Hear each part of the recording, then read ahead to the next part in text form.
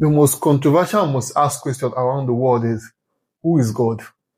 And in this video, you're about to get the real and correct answer to that question.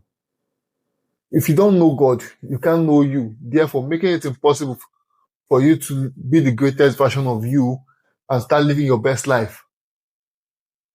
There's a story in the Bible where Moses was sent by God to go rescue the Israelites out of Egypt.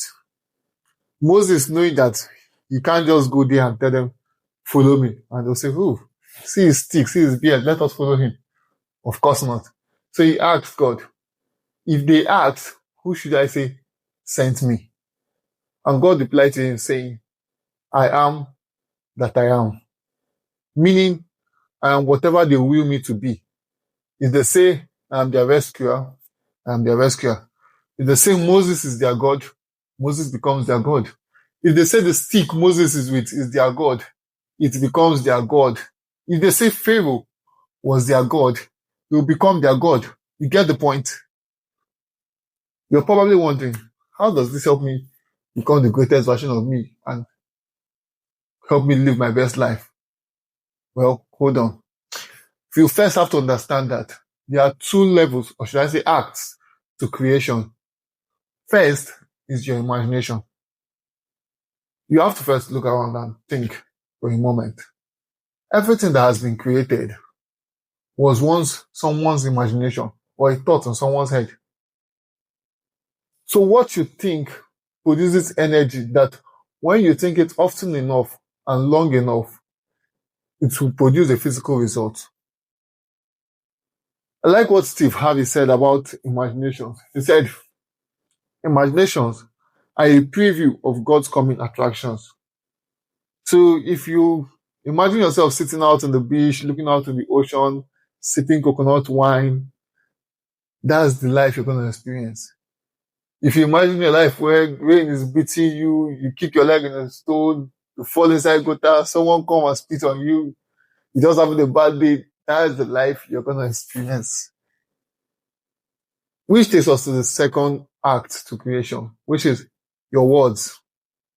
Your words really are a form of energy. What you say produces energy in the room, and that energy is creative.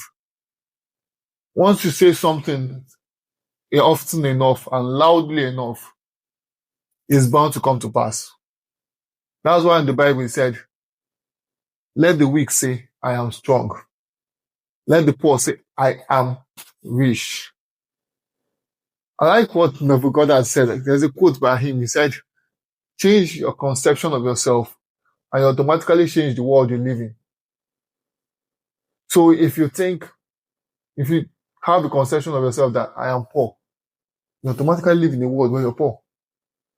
If you have a conception of yourself that I am rich, you automatically live in a world where you're rich. If you think about that, oh, I'm not enough, guess the world you automatically live in. You're right. Whatever you assume to be true for you will be true for you. The lion isn't the king of the jungle because it's the strongest or the fastest or the biggest. He's the king of the jungle because he assumes so.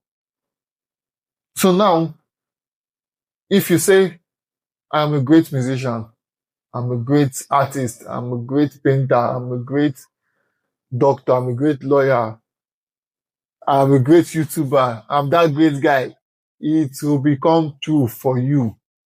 It has no choice than to be true for you.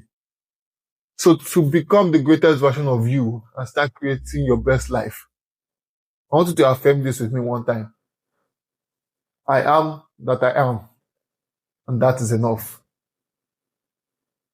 Thank you for watching. See you in the next video. Remember, God is the, wait for it, greatest